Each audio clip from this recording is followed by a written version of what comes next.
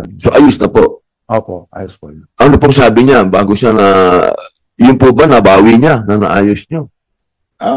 Pwede po ba nating, sino bang, ang,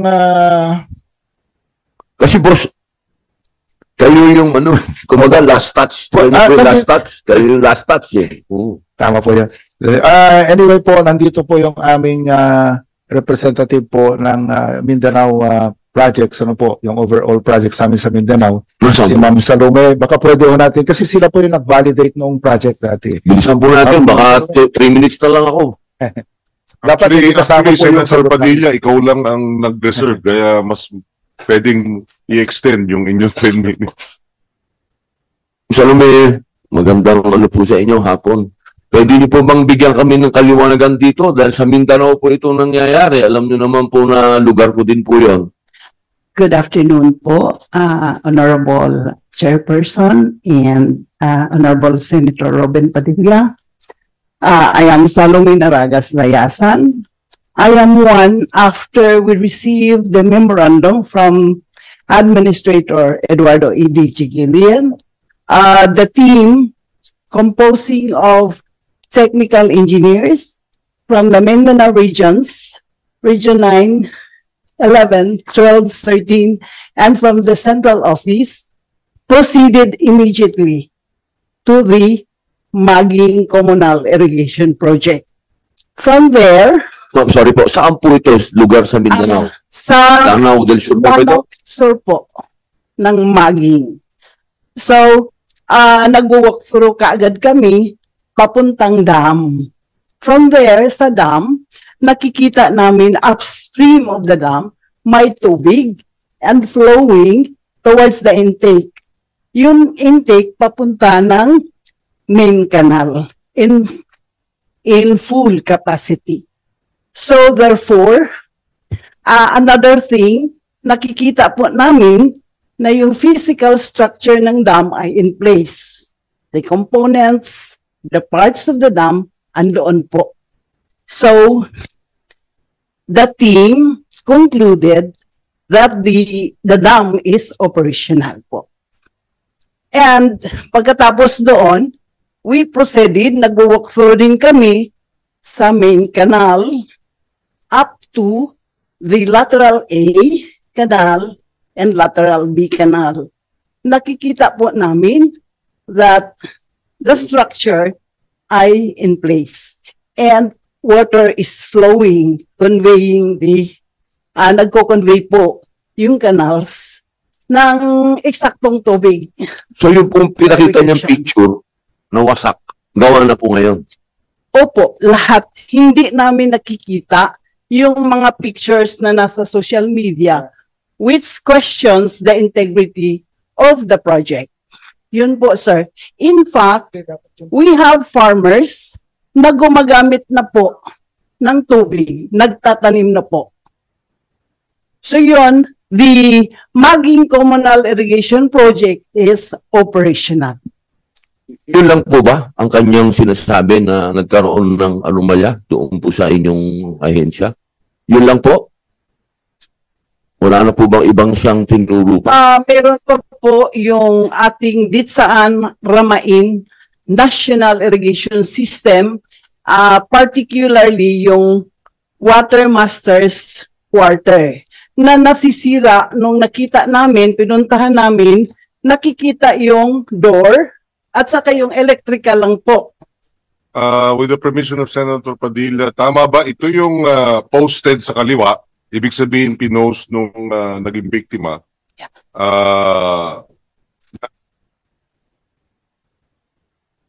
Itong sa kanan, yan ang as of October 13, 2025. Tama ba? So, ang sinasabi nyo rito, outdated yung kanyang mga in-upload na photo. Outdated. Ibig sabihin, luma. Ayan, ito yung pinicture niya sa kaliwa. Tama?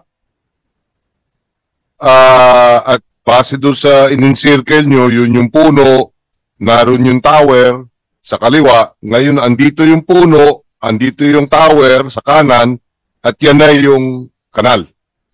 So ito hindi tapos, yan tapos. Ganun. Yes, go ahead.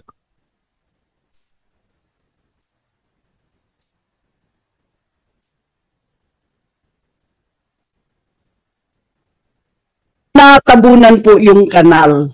So, after that, yung sinasabi kanina ni Administrator na in 2024, inayos po. So, that's why we have that picture to the right na restored na po. Yun yung nakikita na namin. So ito rin, yung tapos na yan. Ayan. Please use the microphone, Administrador. Yung kanal po kasi, kung mapansin niyo po, naka-slope. So, nung bumaha po, nataburan siya ng lupa, pero nasira yung kanal. Pero naayos din po. Yan ang sinasabi na. Okay, so can we go back to that one, yung kaninang, yan. So itong sa kaliwa, pagkatapos ng kalamidad. Tama? Yeah. Kaya ganyan ang itsura. Yes. Ay, hindi naman dahil substandard yun, ano? Lalong hindi po ghost, Mr. Chair. So hindi ghost. Hindi ghost. Hindi. Pero hindi rin substandard. Actually po, Mr. Chair, kung pwede lang, kasi ang sistema po namin sa NIA, kapag nag-validate po kami, hindi lang yung project, kinakausap po namin yung tao, yung mga irrigators association natin. Meron din pong interview dyan, kung pwede lang namin i-play, para makita nyo pati yung, kung ano yung problema nila. Tinatanong namin. Teka, sino tong nandito sa kaliwa? Siya ba yun? Siguro po. Hindi, yung sa kaliwa. Yeah. Yung nagpicture ng merong...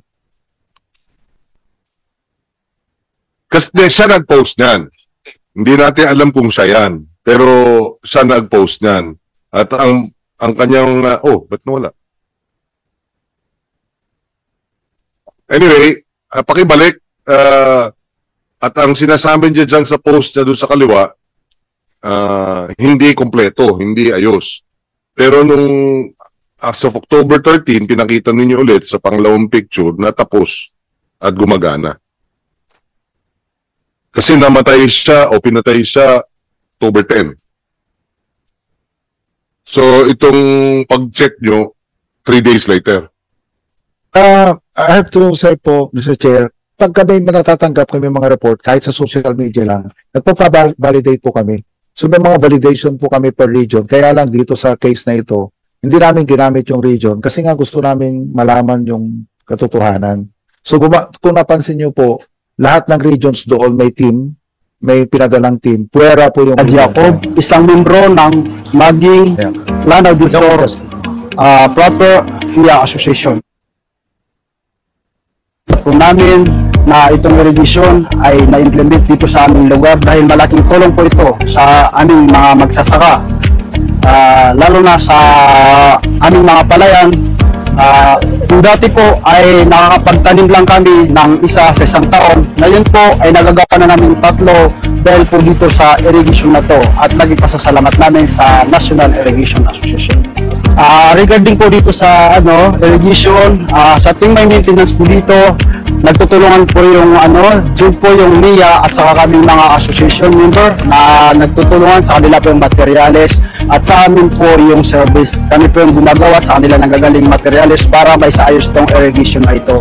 Para tuloy-tuloy yung daloy at tuloy-tuloy yung Amin pong hiling ng mga magsasaka, sana po ay kung mayroon pang improvement na pwedeng italaga nila ay gawin nila at saka sana po lahat ng mga magsasaka sa buong Pilipinas ay malagyan po ng irrigation dahil malaking tulong po ito sa kanila at naging pasasalamat po ito. Kami po ay nananawagan sa National Irrigation Association na sana po ay kaming mga magsasaka magkaroon ng kahit kunting mga kagamitan sa pagsasaka like yung harvester, yung tractor at saka yung fertilizer po. Kasi minsan po doon kami nalulugi sa fertilizer dahil sa mahal po ng fertilizer hindi namin makuha yung halaga niya. Kapag nag-aani kami minsan tabla. Sana po matulungan nila kami kahit kunti po at saka yung mga ibang kagamitan po. Salamat, maraming salamat. Mr. Chair. Anong tanim nila? Palay po. palay. Okay, go ahead, go ahead. Actually po, kaya namin pinami-interview. Before you proceed, we'd like to acknowledge the presence of the chairperson of the Senate Committee on Finance, Senator Win Gatchalian. Thank you for joining us. Go ahead, go ahead.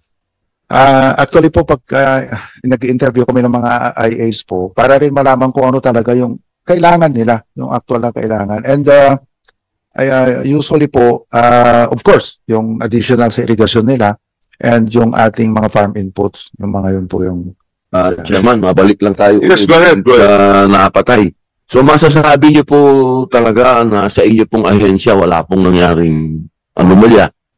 Opo, gusto ko lang po idagdag. Kasi para maliwanagan po natin, dahil alam niyo po, tinawag po ang atensyon namin kasi ng mga grupo. Marami pong grupo ang humihingi ng tulong at humihingi ng hustisya. Pati po yung mga samahan ng abogado, may mga fraternity. Kaya gusto po namin liwanagin. Kasi siyempre, kayo po yung naituturo eh. Hindi po kayo sabihin yung ahensya nyo. Opo. Yun nga po ang malungkot, Mr. Chair. Actually, nung mangyari po yan, sumulat kami kaagad sa PNP, sa CIDG, sa NBI, at nag-usap-usap nga po yung union ng mga empleyado ng SANIA at top management.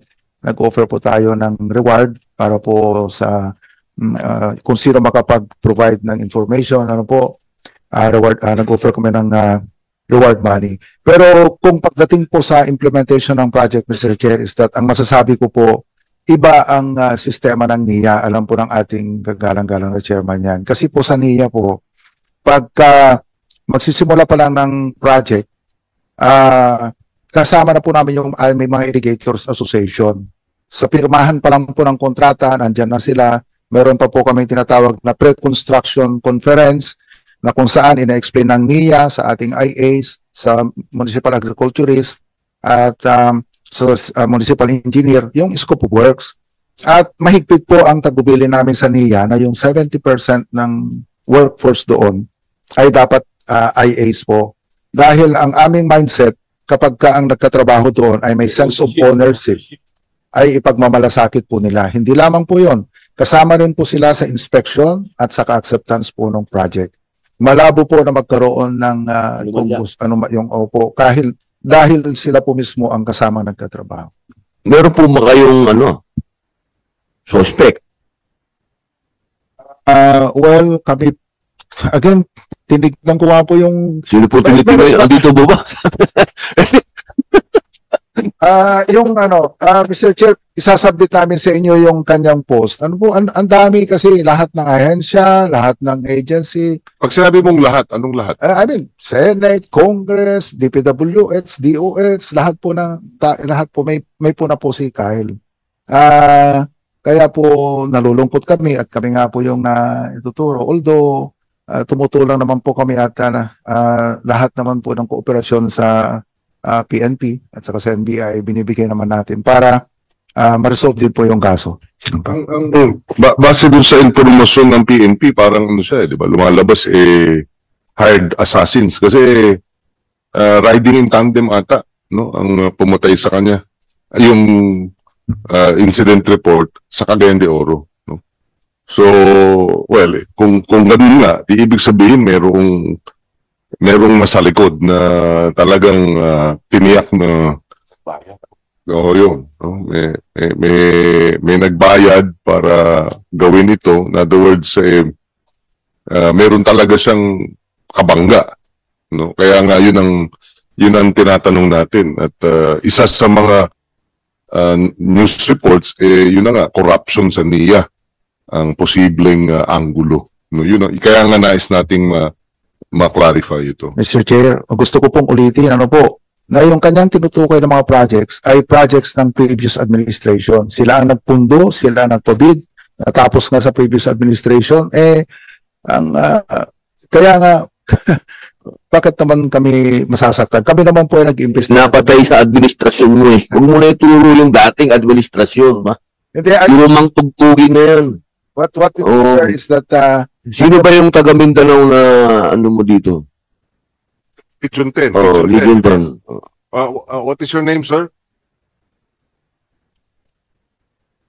Hello po, Mr. Chair. Larry Pranada po.